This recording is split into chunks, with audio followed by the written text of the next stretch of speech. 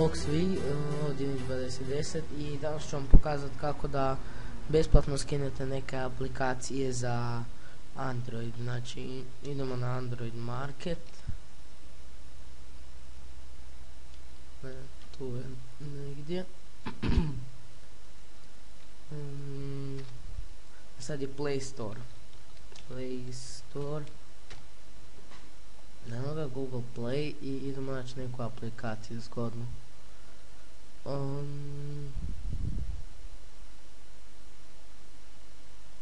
Da vidimo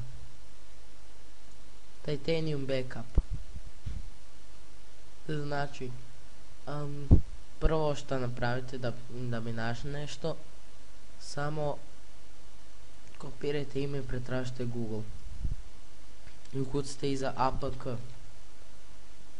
Sve vidite, imate ovdje, tu imate ih posvuda uglavnom. Evo ga, 4,9 MB, samo ga skinete, ubacite na telefon i radi.